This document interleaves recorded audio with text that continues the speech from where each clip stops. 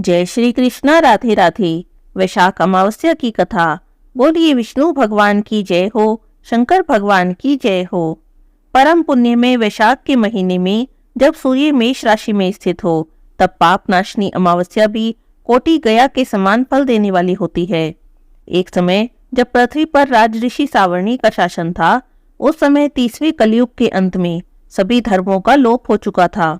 उसी समय अनर्थ देश में धर्मवर्ण नाम से विख्यात एक ब्राह्मण रहते थे। मुनिवर धर्मवर्ण ने उस कलयुग में किसी समय महात्मा मुनियों के सत्रयाग में सम्मिलित होने के लिए पुष्कर क्षेत्र की यात्रा की। वहां पर उन्होंने कुछ व्रतधारी महर्षियों को कलयुग की प्रशंसा करते हुए और इस प्रकार कहते हुए सुना कि सतयुग में भगवान विष्णु को संतुष्ट करने वाला जो पुण्य 1 वर्ष में साध्य है, वही त्रेता में 1 महीने में और द्वापर युग में 15 दिनों में साध्य होता है। पर कलयुग में भगवान विष्णु का स्मरण कर लेने से ही उसका 10 गुना पुण्य प्राप्त होता है।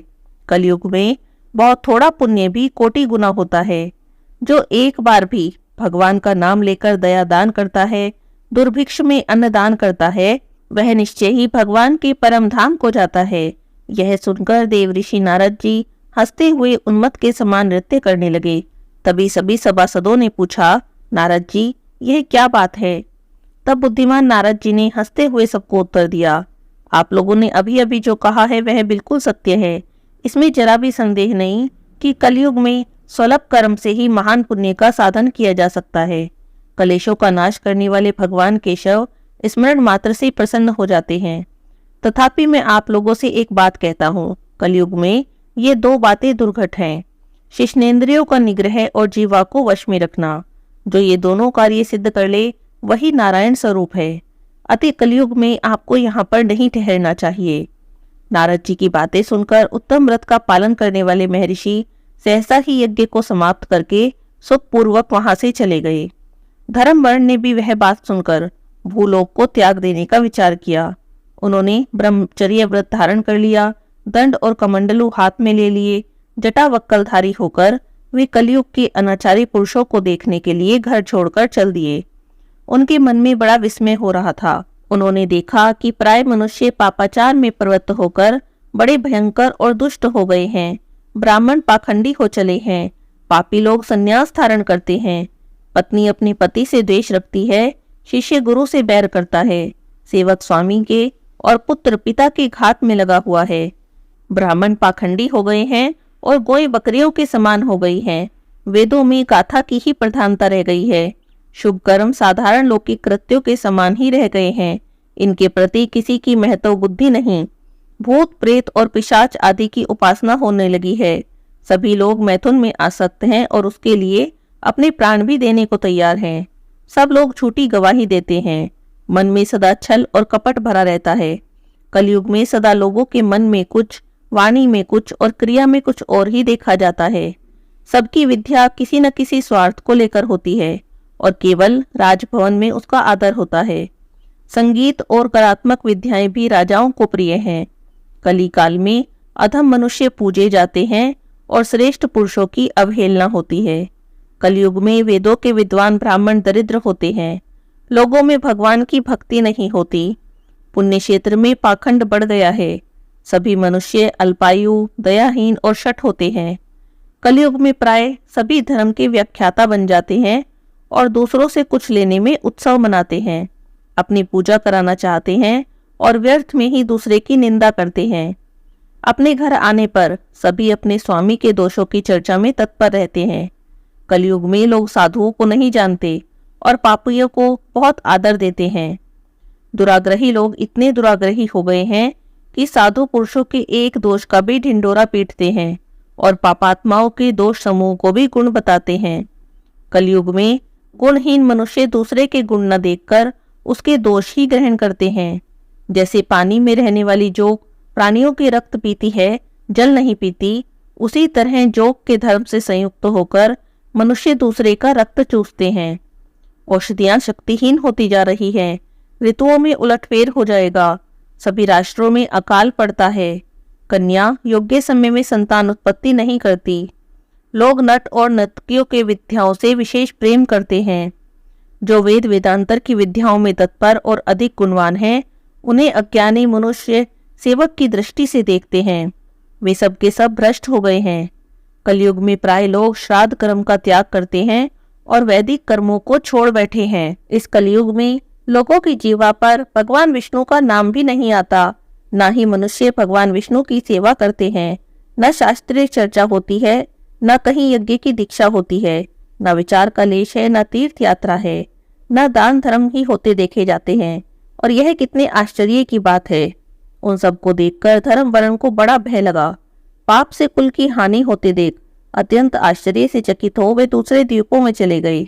सब द्वीपों और लोकों में विचरते हुए बुद्धिमान धर्म वर्ण किसी समय कौतूहलवश पितृलोक में गए। वहां उन्होंने कर्म से कष्ट पाते हुए पितरों को बड़ी भयंकर दशा में देखा। वे दौड़ते थे, रोते थे, गिरते पड़ते थे। उन्होंने अपने पितरों को अंधकूप में पड़े हुए देखा। उन्हें देखकर आश्चर्यचकित हो दयालु धर्म वर्ण ने पूछा कि आप लोग कौन हैं और किस कर्म के प्रभाव से इस अंधकूप में पड़े हैं। तब पितरों ने कहा कि हम श्री वत्स गोत्र वाले हैं। पृथ्वी पर हमारी कोई संतान नहीं रह गई है। हम श्राद्ध और पिंड से वंचित हैं, इसीलिए हमें यहाँ नरक का कष्ट भोगना पड़ता है। संतानहीन दुरात्माओं का अंधकूप में पतन होता है।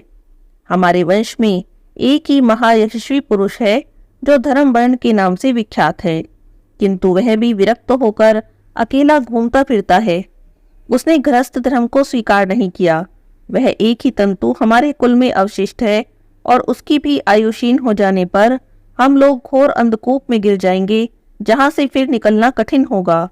इसीलिए हमारी बात मानकर तुम पृथ्वी पर जाओ और धर्म वर्ण को समझाओ। हम लोग दया के पात्र हैं।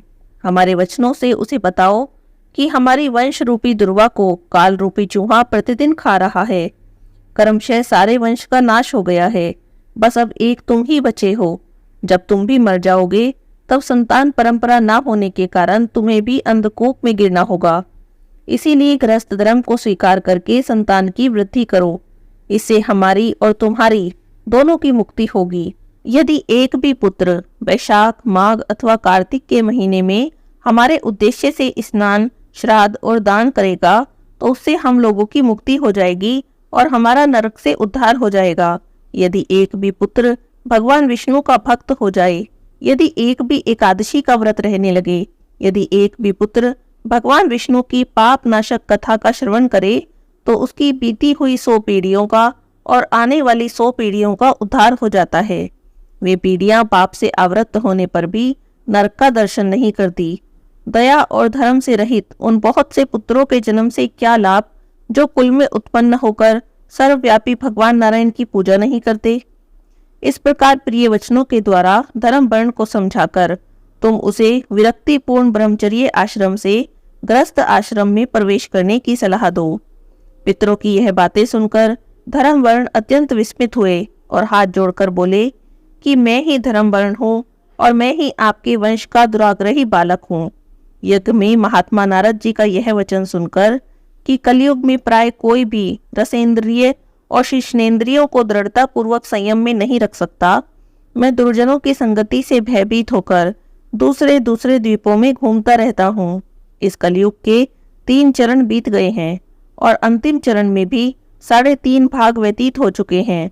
मेरा जन्म व्यर्थ बीता है, क्योंकि जिस कुल में मैंने जन्म लिया उसमें माता पिता के ऋण को मैंने नहीं चुकाया।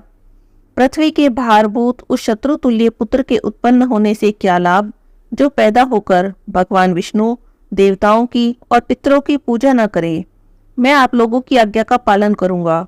बताइए, पृथ्वी पर किस प्रकार मुझे कलयुग से और संसार से बाधा नहीं प्राप्त होगी। जब धर्म वर्ण ने ऐसा कहा तब उनके पितरों को मन में कुछ आश्वासन मिला और वे कहने लगे, हे बेटा, तुम गृहस्थ आश्रम स्वीकार करके संतान उत्पत्ति के द्वारा हमारा उद्धार करो।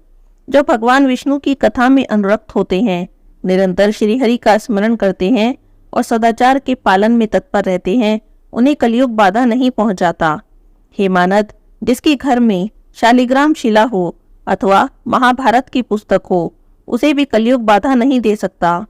जो वैशाख, माघ और कार्तिक के धर्मों का पालन करता हो, माघ स्नान में तत्पर रहता हो, कार्तिक में दीप दान करता हो, उसे कलयुग की बाधा प्राप्त नहीं होती। जो महात्मा मनुष्य प्रतिदिन भगवान विष्णु की पापनाशक कथा को सुनता हो, जिसके घर में शुभ कारिणी तुलसी स्थित हो, जिसके आंगन में उत्तम गो रहती हो, उसे भी कलयुग बाधा नहीं देता। अतः इस पापनाशक युग में तुम्हें कोई भय नहीं। हे बेटा, अब तुम शीघ्र ही पृथ्वी पर जाओ। इस समय वैशाख का महीना चल रहा है। यह सबका उपकार करने वाला महीना है। सूर्य के मेष राशि में स्थित होने पर 30 तिथियां पुण्यदायिनी मानी गई हैं। एक एक तिथि में किया हुआ पुण्य कोटि कोटि गुना अधिक होता है। उनमें भी जो अमावस्या की तिथि होती है, वह मनुष्य को मोक्ष देने वाली है। देवताओं और पितरों को अमावस्या तिथि बहुत प्रिय है। वह शीघ्र ही मोक्ष की प्राप्ति कराती है। जो उस दिन पितरों के उद्देश्य से श्राद्ध करते हैं, जल से भरा हुआ घड़ा और पिंड देते हैं, उन्हें अक्षय फल की प्राप्ति होती है। अतः अब तुम शीघ्र जाओ और जब अमावस्या की तिथि हो, तब कुंभ सहित श्राद्ध और पिंड दान करना। सबका उपकार करने के लिए गृहस्थ धर्म का आश्रय लो। धर्म, अर्थ और काम से संतुष्ट होकर और उत्तम संतान पाकर फिर मुनि वृत्ति से रहते हुए सुखपूर्वक दीप दीपांतरों में विचरण करो। पितरों के इस प्रकार आदेश देने पर धर्मवर्ण शीघ्रता से भूलोक में गए। वहां पर मेष राशि में सूर्य के स्थित रहते हुए वैशाख के महीने में उन्होंने प्रातःकाल स्नान करके देवताओं, ऋषियों और पितरों का तर्पण किया। फिर कुंभ सहित पाप विनाशक श्राद्ध करके उसके द्वारा पितरों को पुनरावृत्ति रहित मुक्ति प्रदान की। उसके बाद उन्होंने विवाह करके उत्तम संतान को प्राप्त किया और लोक में पाप नाशनी अमावस्या तिथि को प्रसिद्ध किया। उसके बाद में भक्ति पूर्वक भगवान की आराधना करने के लिए हर्ष के साथ गंधमादन पर्वत पर चले गए। इसीलिए वैशाख महीने की अमावस्या तिथि परम पवित्र मानी जाती है। बोलिए अमावस्या माता की जय हो, विष्णु भगवान की जय हो।